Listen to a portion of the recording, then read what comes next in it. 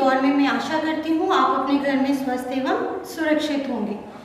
आज हम एनसीईआरटी द्वारा निर्धारित पाठ्यक्रम के अनुसार कक्षा 8वीं के पाठ 8 कोशिका संरचना एवं प्रकार्य के बारे में जानेंगे और समझने का प्रयास करेंगे। पाठ को प्रारंभ करने से पहले मैं आपको अपने कुछ उद्देश्य बताना चाहती हूँ जो इस पाठ के बाद हमारे पूरे होने चाहिए।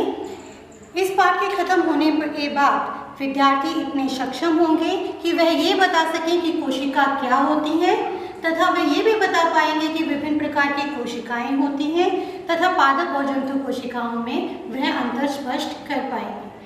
अपने इन उद्देश्यों को पूरा करने के लिए हम अपने पाठ को प्रारंभ करते हैं। सबसे पहले कोशिका संरचना एवं प्रकार्य के बारे में हम ये जानेंगे कि कोशिका होती क्या है। आपने एक बहुत बड़ा पेड़ देखा होगा, एक गमले में लगा हुआ छोटा पौधा भी देखा होगा। दोनों देखने में बहुत ही अलग है, लेकिन सभी में जड़ें पाई जाती हैं, तना होता है। सभी प्रकाश संश्लेषण द्वारा ही अपने भोजन का निर्माण करते हैं, किंतु देखने में वो भिन्न है, लेकिन कार्य एक ही कर रहे हैं। तो यानी कि उनकी शुरुआत या जो इकाई है वो एक जैसी ही है। जैसे कि आप देख सकते हो बेटा, जब हम एक दीवार बनाते हैं, ईंट दर ईंट को जोड़ते जाते हैं और एक दीवार बन जाती है, तो किसी भी ईंट की दीवार की संरचनात्मक इकाई क्या हुई? ईंट हुई। ईंट से ही हम दीवार बनाते हैं। उसी प्रकार किसी भी जीव की संरचना एक कोशिका से शुरू होती है। जब कोशिकाएं आपस में जुड़ जाती हैं तो एक सजीव का निर्माण करती हैं। ऐसा नहीं है कि एक कोशिका जीव नहीं हो सकती, एक कोशिका भी एक जीव के रूप में पाई जा सकती है। अब हम देखते हैं कि कोशिका की खोज कैसे संभव हुई। पहले हमने देखा कि कोशिका क्या है, अब उसकी खोज कैसे संभव हुई। तो कोशिका बहुत ही सूक्ष्म है जिसे हम अपनी नग्न आंखों से देख नहीं सकते। उसे देखने के लिए हमें एक यंत्र की आवश्यकता होती है जिसे सूक्ष्मदर्शी कहा जाता है। इसकी खोज, सूक्ष्मदर्शी की खोज एंटोन वॉन ल्यूवेनहॉक नाम के एक वैज्ञानिक ने की। उसके पश्चात सन 1665 ईस्वी में रॉबर्ट हुक एक वैज्ञानिक हुए जिन्होंने सर्वप्रथम कोशिका को देखा, जो कि कुछ इस प्रकार दिखाई दी, जिसमें केवल छोटे छोटे कोष दिखाई दे रहे थे और ये छोटे छोटे कोष बिल्कुल ऐसे थे जैसे कि एक मधुमक्खी का छत्ता हो। कोष्ठों के कारण ही इसको नाम कोशिका दिया गया और इंग्लिश में कोष्ठ को सेल कहते हैं, इसीलिए कोशिका को इंग्लिश में सेल कहा जाता है। उन्होंने कॉर्क के पेड़ की छाल की एक पतली स्लाइड काटकर उसे सूक्ष्मदर्शी में देखा और उन्हें इस प्रकार की कोशिकाएं दिखाई दी। तो इस प्रकार खोज हुई, लेकिन ये कोशिकाएं मृत थी। इसके पश्चात वैज्ञानिक एंटोन वॉन ल्यूवेनहॉक ने, जो कि प्रथम वैज्ञानिक हैं जिन्होंने जीवित कोशिका देखी। इन कोशिकाओं में हमें केवल कोष दिखाई दे रहे हैं, केंद्रक या इसके भाग नहीं दिखाई दे रहे क्योंकि ये मृत है। लेकिन एंटोन वॉन ल्यूवेनहॉक ने जो कोशिकाएं देखी थी उसमें हम उसके अंदर के पदार्थ देख सकते थे, केंद्रक देख सकते थे। अब हमें ये पता चला कोशिका की खोज कहाँ से शुरू हुई, सन 1665 ईस्वी से। अब हम ये देखते हैं कि कोशिका से एक सजीव कैसे बन जाता है, चाहे वो मानव हो, चाहे वो जंतु हो, चाहे वो पादप हो। अब हम देखते हैं लेवल ऑफ ऑर्गेनाइजेशन। कोशिकाओं का लेवल ऑफ ऑर्गेनाइजेशन कैसा है कि वो कैसे संगठित है। सबसे पहले आते हैं सेल यानी कि कोशिका। जब कोशिकाएं आपस में जुड़ जाती हैं और एक निश्चित प्रकार्य करती हैं तो उन्हें उत्तक कहा जाता है, जिन्हें इंग्लिश में हम टिश्यू के नाम से जानते हैं। ये टिश्यू आपस में मिलकर एक निश्चित कार्य करते हैं तो उन्हें अंग कहा जाता है। जैसे हमारे शरीर के अंदर विभिन्न अंग पाए जाते हैं, हृदय है, यकृत है, फेफड़े हैं, ये सभी अंग हमारे किसके बने हुए हैं बेटा? उत्तक के बने हुए हैं। जब ये उत्तक आपस में मिलकर कोई निश्चित कार्य करते हैं तो ये अंग तंत्र बनाते हैं। जैसे कि हमारे मानव शरीर में बहुत से तंत्र पाए जाते हैं, पाचन तंत्र, उत्सर्जन तंत्र। तो पाचन तंत्र अगर हम देखें तो कहाँ से शुरू होता है? हमारे मुख से, मुख गुहिका, आहार नलिका, आमाशय, छोटी आंत, बड़ी आंत, इसके अलावा अग्नाशय और यकृत जुड़ा होता है। ये सभी अंग मिलकर एक कार्य कर रहे हैं जो कि क्या है? पाचन का। इसीलिए वो किसका निर्माण कर रहे हैं? पाचन तंत्र का निर्माण कर रहे हैं। जब एक मनुष्य या किसी भी जीव के अंदर ये सभी तंत्र मिलकर कार्य करते हैं तो वो एक सजीव का निर्माण करते हैं। इस प्रकार ही हमारे कोशिकाओं की संगठन होता है। अब बात आती है कि कोशिका का संगठन तो हो गया, लेकिन उसके अंदर भाग क्या क्या है। तो कोशिका के अंदर विभिन्न भाग होते हैं। सबसे पहले आता है कोशिका झिल्ली। कोशिका झिल्ली वह बाहरी परत है जिससे कोई कोशिका घिरी हुई होती है। कोशिका के केंद्र में आनुवंशिक पदार्थ पाया जाता है जिसे हम केंद्रक के नाम से जानते हैं। केंद्रक के बाद कोशिका द्रव होता है, ये झिल्ली और केंद्रक के बीच में पाया जाता है। कोशिका का आकार व आकृति। कोशिका विभिन्न आकार और आकृतियों की पाई जाती है। जैसे कोशिका द्वारा किए जाने वाले कार्य पर निर्भर करता है कि वो कोशिका का आकार कैसा होगा। तो हम पहला आकार लेते हैं डिस्क आकार। डिस्क आकार हमारा RBC में पाया जाता है, जिसे हम लाल रक्त कणिका कहते हैं। इसका आकार डिस्क का है, इसके कारण ये हमारी धमनियों में आसानी से आगे की ओर जा सकती हैं, रुकावट नहीं होती। उसके बाद दूसरी आकृति हम दिखा रखी है जो यहाँ पर, वो है तंत्रिका कोशिका। यह तंत्रिका कोशिका शाखित कोशिका कहलाती है क्योंकि इसमें ब्रांचेस हैं, इस शाखा होने के कारण। इसका कार्य होता है हमारे मस्तिष्क से हमारी तंत्रिका हमारी सेंस ऑर्गन्स तक संदेश ले जाना, इसलिए इसका लंबा होना अनिवार्य है। और ये हमारे शरीर की, अगर मानव शरीर की बात करें तो सबसे बड़ी कोशिका तंत्रिका कोशिका ही होती है। इसके पश्चात ये तीसरी आकृति दिखाई गई है, ये एक सामान्य कोशिका है। इसके बाद हम चौथा लेंगे पेशीय कोशिका। पेशीय कोशिका की आकृति तर्को रूपी होती है, यानी कि दोनों सिरों से तो ये पतली होती है और बीच में मोटी, और ये अक्सर हमारी पेशी कोशिकाओं में पाई जाती है। पांचवें प्रकार की जो कोशिका है वो चपटी कोशिका है। ये हमारी त्वचा की कोशिका में पाई जाती है। इसमें कोशिकाएं एक दूसरे से बिल्कुल सट कर बनी होती हैं, जैसे कि आप इस चित्र में देख सकते हैं। इस तरह हमारी त्वचा की कोशिकाएं होती हैं, ये एक के ऊपर एक इस तरह होती हैं, इसलिए इस आकार के कारण इन्हें चपटी कोशिका भी कहा जाता है।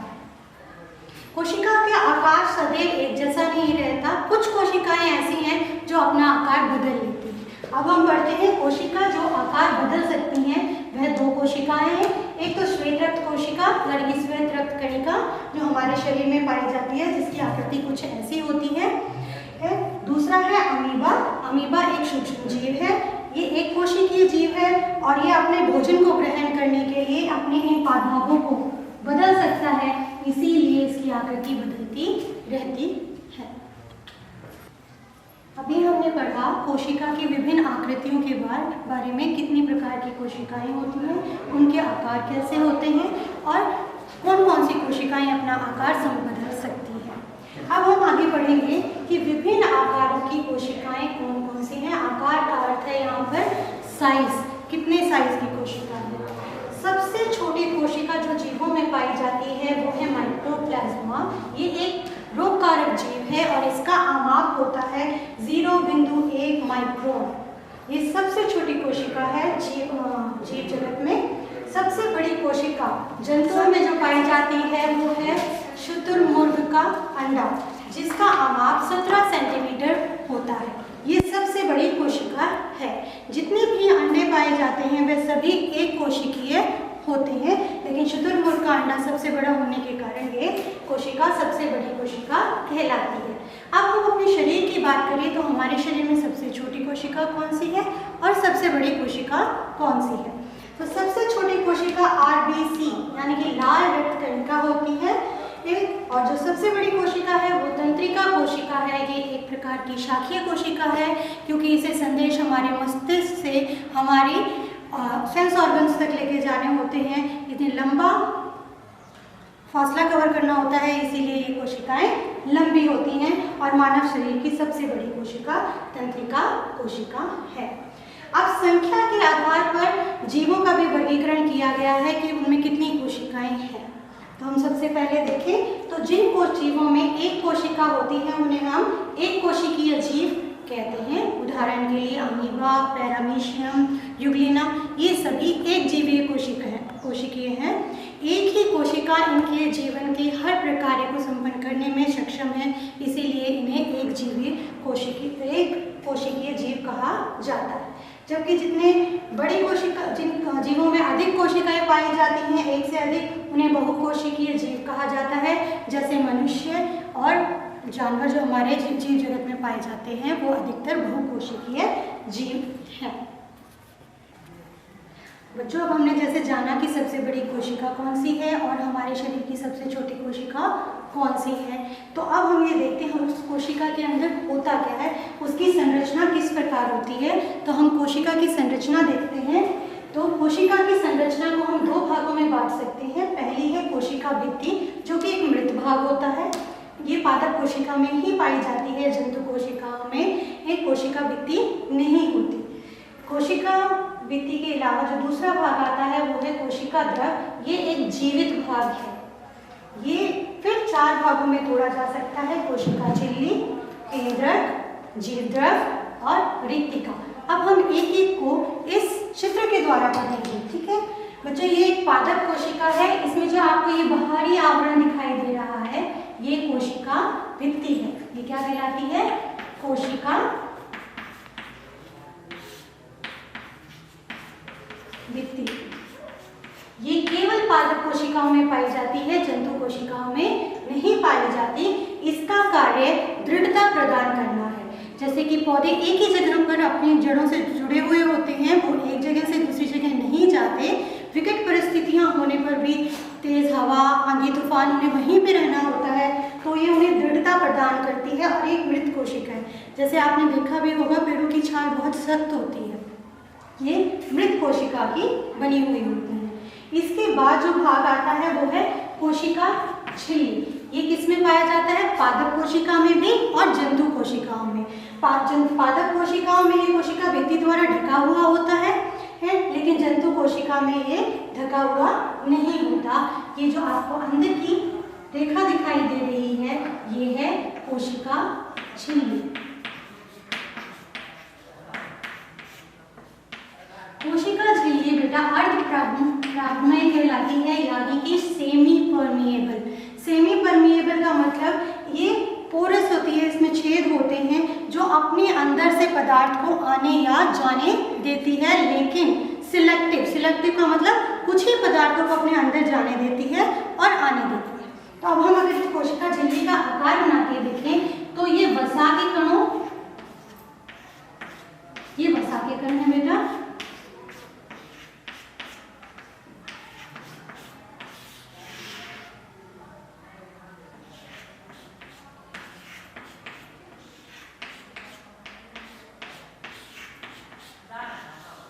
इस तरह बनी होती है। इसमें वसा और प्रोटीन के कण आपस में जुड़े हुए होते हैं। हमारी इस तरह की ये कोशिका झिल्ली होती है, जिसमें से कि वांछित चीजें अंदर और बाहर जा सकती हैं, ठीक है। इसीलिए इसका नाम सिलेक्टिव परमिएबल मेम्ब्रेन कहा जाता है। इसके बाद अगर हम बात करें तो बात आती है केंद्रक की।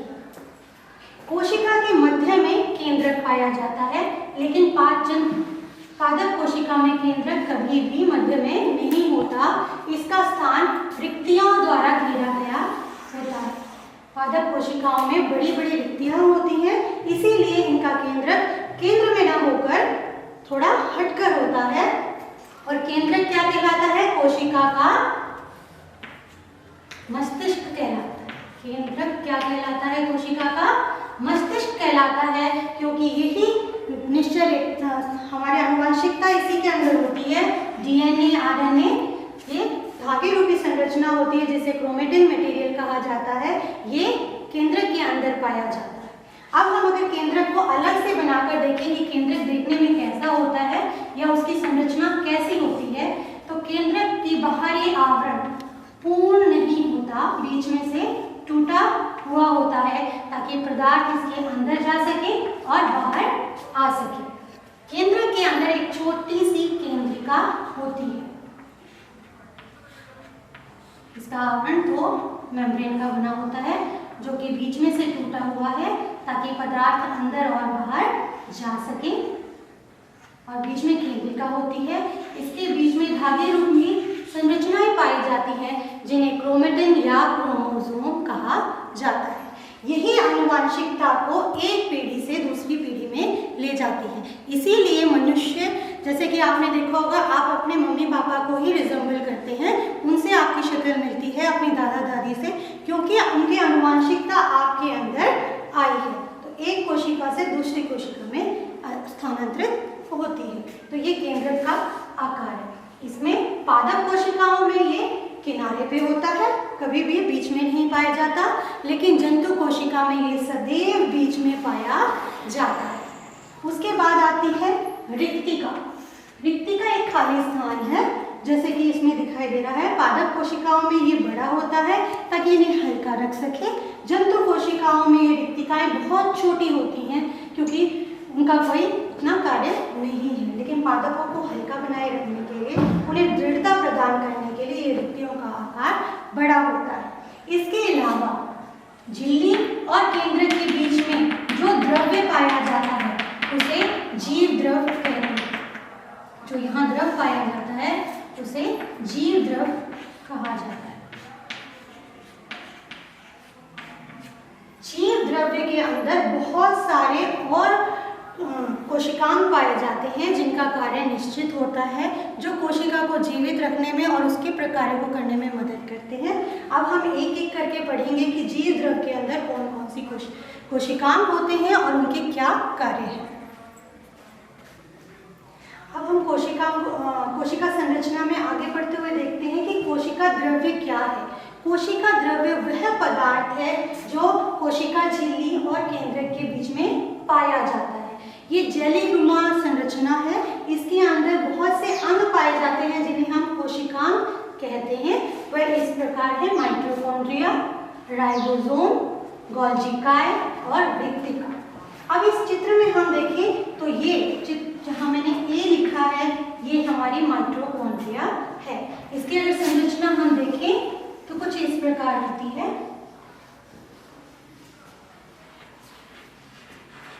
और इसका कार्य क्या है? ऊर्जा उत्पन्न करना। इसका कार्य क्या है बेटा? ऊर्जा उत्पन्न करना। इस ऊर्जा उत्पन्न करने के कारण ही इसे कोशिका का ऊर्जा घर भी कहा जाता है। दूसरा अंग है राइबोसोम। इसका आकार इस प्रकार छोटी छोटी गोलिका के रूप में होता है और ये पूरे कोशिका द्रव में फैले होते हैं। इसके अलावा ये एंडोप्लाज्मिक रेटिकुलम के ऊपर भी जुड़े हुए होते हैं। इनका कार्य होता है प्रोटीन सिंथेसिस, यानी कि प्रोटीन का निर्माण करना। उसके बाद अगला आता है गोल्गी काय। ये गोल्गी काय जो है, ये संरचना यहाँ पे दिखा रखी है जिसको मैंने सी से दिखाया गया है। ये गोल्गी काय है। ये देखने में कुछ इस प्रकार होते हैं, किनारों से मोटे, बीच से पतले और एक के ऊपर एक जैसे फाइल रखी होती हैं, इस तरह हमें ये दिखाई देते हैं। इन्हें गोल्गी काय कहा जाता है और इनका गोल्गी काय नाम इसलिए पड़ा क्योंकि जिन वैज्ञानिक ने इसका खोज किया था उनका नाम था कैमिलियो गोल्गी। उन्हीं के नाम पर इनको ये नाम दे दिया गया। गोल्गी काय या गोल्गी एपरेटस से इन्हें जाना जाता है। इनका कार्य भी प्रोटीन सिंथेसिस और प्रोटीन के पैकेजिंग में काम आता है। उसके बाद है रिक्तिका। रिक्तिका जंतु कोशिकाओं में बहुत छोटी होती है और वृत्ताकार में पाई जाती है, जैसा कि आप यहाँ देख सकते हैं। बच्चों, प्लास्टिड एक ऐसी कोशिकांग है जो केवल पादप कोशिकाओं में पाया जाता है। ये जंतु कोशिका में नहीं पाया जाता। प्लास्टिक विभिन्न रंगों के हो सकते हैं। प्लास्टिड अगर हरे रंग का होता है तो उसे क्लोरोप्लास्ट कहा जाता है या हरित लवक भी कहा जाता है। हरित लवक में पर्णहरित पाया जाता है जो प्रकाश संश्लेषण की प्रक्रिया में पौधों की मदद करता है, जिसके कारण पौधे अपने भोजन का निर्माण करते हैं अर्थात संश्लेषित करते हैं, जिसे क्लोरोफिल कहा जाता है। इसके अलावा पौधों में बहुत से रंग भी पाए जाते हैं। पत्तियों का रंग, फलों का रंग और विभिन्न कोशिकाओं के रंग का कारण होता है उनमें पाए जाने वाले विभिन्न रंगों के प्लास्टिड, जिनको हम क्रोमोप्लास्ट भी कहते हैं। क्रोमोप्लास्ट अलग अलग रंग के हो सकते हैं, जिनके कारण पत्तियों का रंग, फूलों का रंग, फलों का रंग अलग हो जाता है। ये केवल पादप कोशिका में पाए जाते हैं, इन्हें जंतु कोशिका में नहीं देखा जा सकता। तो ये एक बहुत बड़ा अंतर है पादप और जंतु कोशिका का। पादप कोशिकाओं में मैंने इससे पहले आपको बना के दिखाया था, वो बहुत अधिक जगह घेरती हैं और आकार में बड़ी होती हैं क्योंकि वो पादप कोशिका को दृढ़ता प्रदान करती हैं। अब ये करने के बाद हम देखेंगे जो केंद्रक है, केंद्रक के आधार पर भी कोशिकाएं दो प्रकार की होती है। पहली है प्रोकैरियोटिक कोशिकाएं और दूसरी है यूकैरियोटिक कोशिकाएं। प्रोकैरियोटिक कोशिकाएं वह कोशिकाएं होती हैं जिनका केंद्रक सुदृढ़ निश्चित बना नहीं होता, जिनके बाहर का आवरण पूर्ण रूप से बना हुआ नहीं होता, अंदर का क्रोमेटिन में जो पदार्थ है वो कोशिका द्रव में कहीं भी पाया जा सकता है, जैसा कि जीवाणुओं और नीलहरित शैवाल में पाया जाता है। तो जिन कोशिकाओं में ऐसा न्यूक्लियस या केंद्रक पाया जाता है उन्हें हम प्रोकैरियोट्स कहते हैं। इसी तरह यूकैरियोटिक कोशिकाएं वह कोशिकाएं हैं जिनके केंद्रकों पे बाहर की भित्ति पूर्ण रूप से बनी हुई होती है। बीच में जो क्रोमेटिन मटेरियल है वो न्यूक्लियस की जो दीवार झिल्ली है, केंद्रक झिल्ली, उसके अंदर पाया जाता है। इसीलिए जिन जीवों की कोशिका इस प्रकार की होती है उन्हें यूकैरियोट्स कहते हैं और इसका उदाहरण मनुष्य है। बच्चों, अब हम पढ़ेंगे जंतु और पादप कोशिका में अंतर। दोनों ही कोशिकाएं हैं, लेकिन अभी जितना हमने पढ़ा उसमें कुछ अंतर हमने पढ़े थे। अब हम बिल्कुल आमने सामने रखकर एक पादप कोशिका और एक जंतु कोशिका को रखकर देखेंगे कि इनमें क्या क्या अंतर है। सबसे पहली बात आती है कोशिका भित्ति। ये केवल पादप कोशिका में पाई जाती है, जंतु कोशिका में नहीं पाई जाती।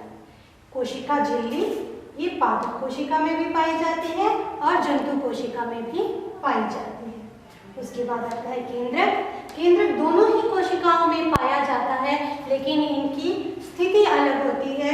यहाँ केंद्रक एक कोने में होता है, कभी भी केंद्र में नहीं पाया जाता, लेकिन जंतु कोशिका में ये सदैव केंद्र के करीब ही पाया जाता है। उसके अलावा रिक्तिका, पादप कोशिकाओं में बहुत बड़ी रिक्तिका पाई जाती है, लेकिन जंतु कोशिकाओं में ये रिक्तियां बहुत छोटी छोटी होती हैं। इसके अलावा प्लास्टिड केवल पादप कोशिकाओं में पाया जाता है, जंतु कोशिकाओं में नहीं पाया जाता।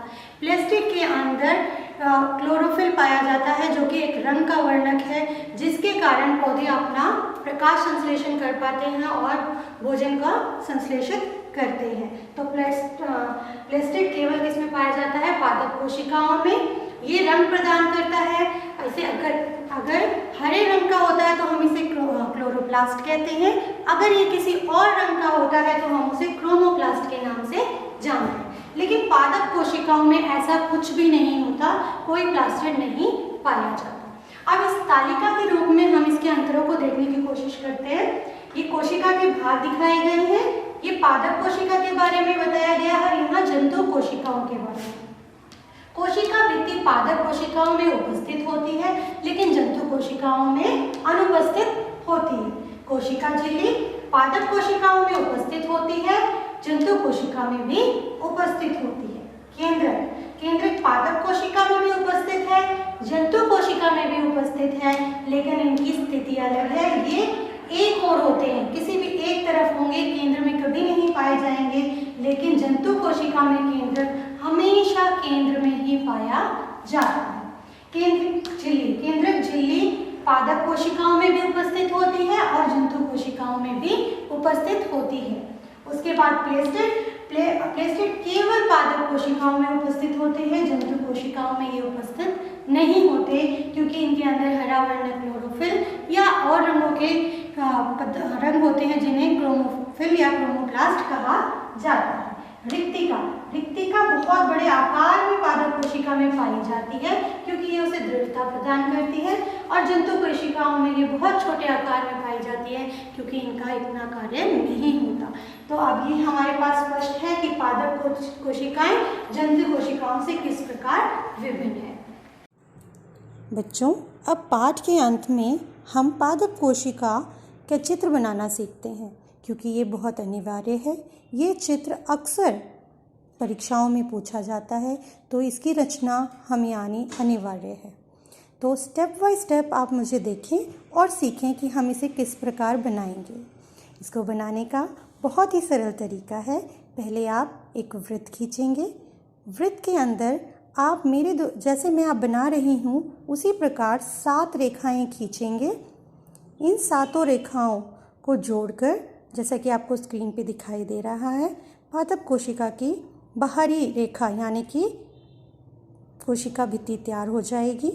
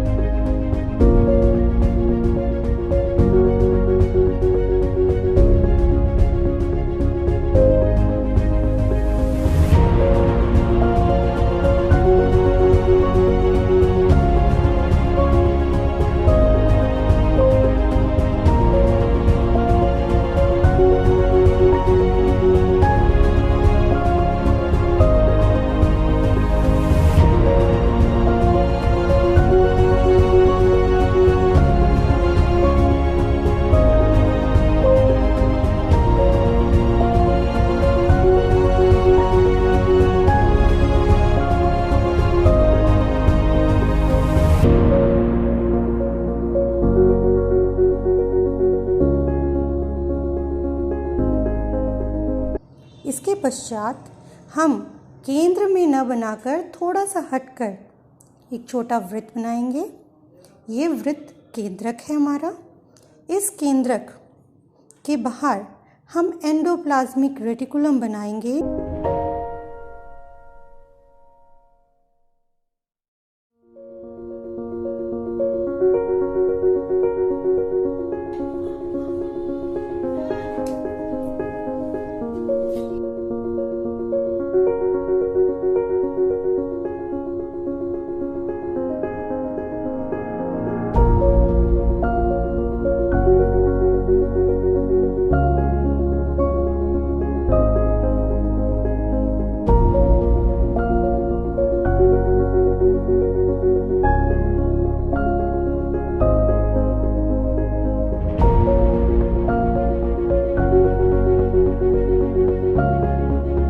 जैसा कि मैंने आपको वीडियो में विभिन्न कोशिकांग बताए थे, इसके अलावा बताए गए सभी कोशिकांग जैसा कि मैं चित्र में बना रही हूँ, आप उसी प्रकार बनाएंगे। जैसे कि आप देख रहे होंगे नीचे की ओर मैंने एक बड़ी सी रिक्तिका बनाई है।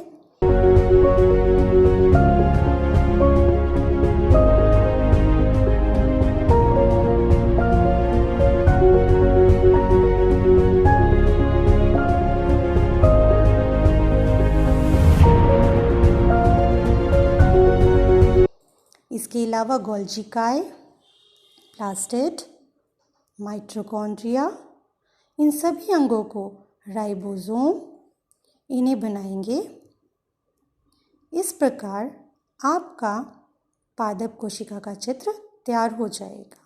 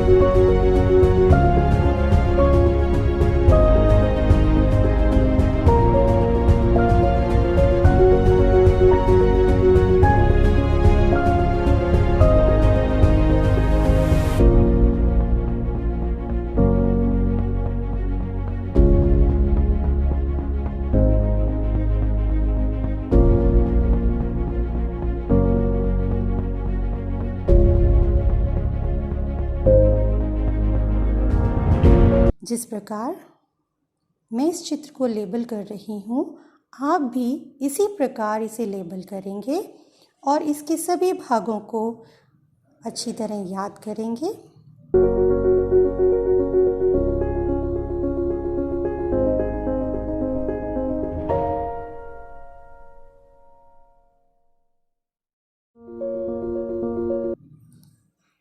आशा करती हूँ सभी को ये बनाना आ गया होगा, है ना बच्चों? बहुत आसान।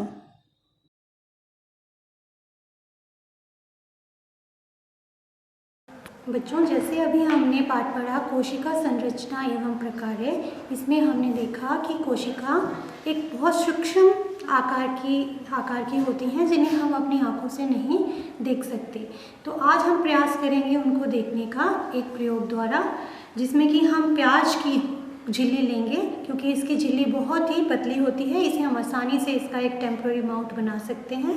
तो हम इसका माउंट बनाने की कोशिश करेंगे और उसे इस सूक्ष्मदर्शी की सहायता से देखेंगे। जैसे कि सूक्ष्मदर्शी क्या करेगा, इस कोशिका को बढ़ाकर दिखाएगा। जैसे ये मैग्नीफाइंग लेंस है, अगर हम इसे देखें तो इसके अगर हम कुछ रखते हैं तो वो हमें बड़ा हुआ दिखाई दे रहा होगा आपको, जब इसकी आकृति बढ़ जाती है। उसी प्रकार से इसमें भी एक लेंस लगा हुआ है जो इस कोशिकाओं को आवर्धित कर देगा, उसके इमेज को आवर्धित कर देगा और हम उसे देख पाएंगे कि कोशिका कैसी दिखती है।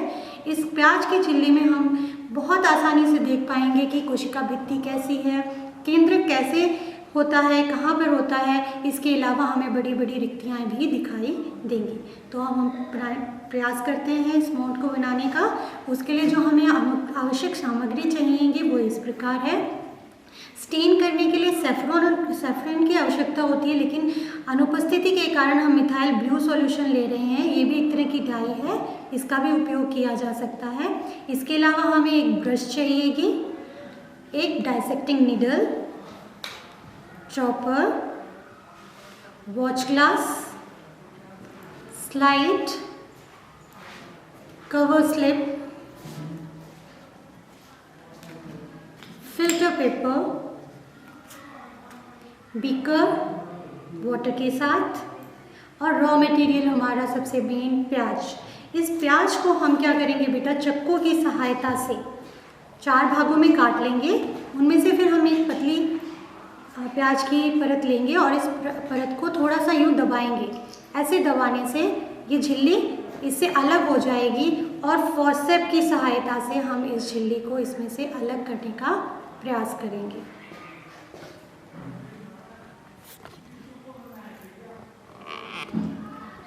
आपको ध्यान रखना है ये सीधी निकले। आप देख सकते होंगे आराम से ये झिल्ली इसके ऊपर से अलग हो जाएगी।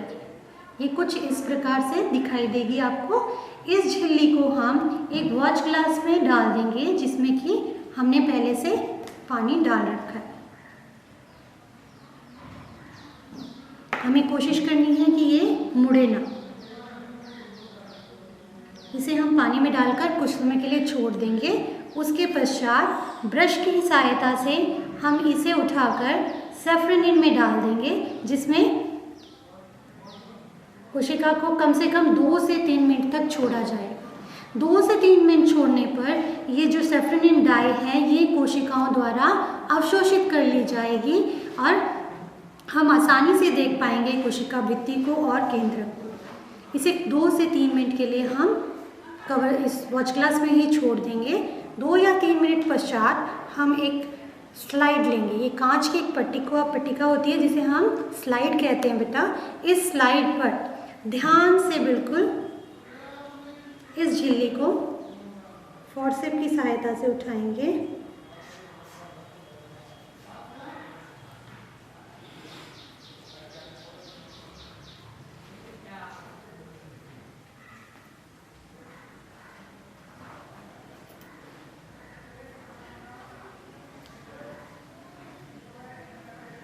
उठाकर इस तरह स्लाइड पे रख देंगे। अगर ये मुड़ जाए तो ब्रश की सहायता से हमें उसे सीधा कर देना होगा। इसे बिल्कुल मुड़ने नहीं देना है।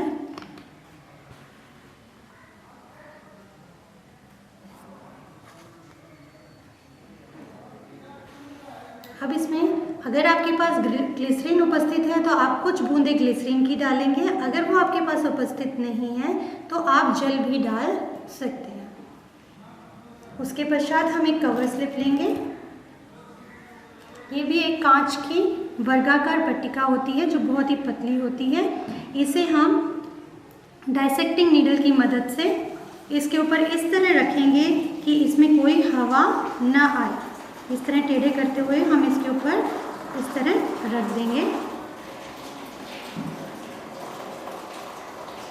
अब अतिरिक्त जल को हम फिल्टर पेपर की सहायता से हटा लेंगे। अपनी स्लाइड को बिल्कुल साफ़ कर लेंगे। जो अतिरिक्त जल साइड में है कवर स्लिप के, उसे हम इस फिल्टर पेपर से या टिश्यू पेपर से साफ़ कर लेंगे। उसके पश्चात डाइसेक्टिंग नीडल से इसे दबाते हुए सुनिश्चित करेंगे कि इसमें कोई एयर बबल ना आए, यानी कि हवा नहीं होनी चाहिए, क्योंकि उसे देखने से हमें माइक्रोस्कोप में देखते वक्त दिक्कत आएगी। अब ये स्लाइड तैयार होने के बाद हम इसे अपने सूक्ष्मदर्शी में देख सकते हैं। जैसे कि आपको दिखाई दे रहा है, ये सूक्ष्मदर्शी है। इसे कंपाउंड माइक्रोस्कोप भी कहा जाता है। इसमें हम देखने का प्रयास करेंगे। पहले हम अपनी स्लाइड को लेंगे और स्लाइड को इस लेंस के नीचे जचाने का प्रयास करेंगे। 10x लेंस के नीचे हम इसे देखेंगे, 100x लेंस के नीचे देखेंगे और यहाँ से देखते हुए, इन दोनों लेंसों के माध्यम से देखते हुए हम नीचे देखेंगे तो ये कोशिका को आवर्धित करके दिखाएगा। जैसा कि हमने शुरू के चित्रों में देखा था बेटा, बिल्कुल कोशिका वैसे ही दिखाई देगी। लाल रंग की अगर हमने सेफ्रोनिन इस्तेमाल किया होता तो हमें कोशिका भित्ति लाल रंग की दिखाई देती, लेकिन यहाँ हमने मिथाइल ब्लू इस्तेमाल किया है, इसीलिए जो कोशिका भित्ति है वो नीले रंग का रंग ले लेगी अपने अंदर और हमें बहुत ही प्रोमिनेंट दिखाई देगी कि नीले रेखाएं। इसके अलावा आप सूक्ष्मदर्शी में से जब देखेंगे आपको केंद्रक किनारों की ओर दिखाई देंगे। वो किनारों में इसलिए दिखाई दे रहे हैं क्योंकि उसमें बहुत बड़ी रिक्तियां हैं जो केंद्रक को साइड की ओर धकेल देती हैं। इसके अलावा केंद्रक द्रव भी दिखाई देगा, जिसे कि आप इस चित्र में देख सकें। बच्चों, जैसे अभी हमने पादप कोशिका का माउंट बनाया, टेम्परेरी माउंट, इसी प्रकार हम जंतु कोशिकाओं को भी देख सकते हैं। हम अपने गाल के कोशिकाओं को निकाल कर टेस्ट स्लाइड पर और इसी प्रोसीजर को अपनाकर हम दोबारा उसे अपने माइक्रोस्कोप में देख सकते हैं। उस प्रकार हमें जंतु कोशिका भी देखना आसान होगा। और इसके अलावा हमने जो पाठ पढ़ा है, मैं आशा करती हूँ आप सभी को सभी विषय समझ आ गए होंगे और इस प्रयोग से तो आपको और अधिक क्लियर हो जाएगा कि कोशिकाएं कैसी दिखती हैं। जो हमारे शुरू में उद्देश्य लिए थे वीडियो के, उस उद्देश्य को मैं आशा करती हूँ सारे पूरे हो गए होंगे। अब आप आसानी से ये बता सकते हैं कि कोशिकाएं क्या होती हैं, इनकी खोज कहाँ से हुई, कोशिकाएं कितनी प्रकार की होती हैं, पादप कोशिका और जंतु कोशिका में क्या अंतर है, तथा हम माउंट बनाने में भी सक्षम हो पाएंगे। आशा करती हूँ आपको बहुत अच्छा लगा होगा। धन्यवाद।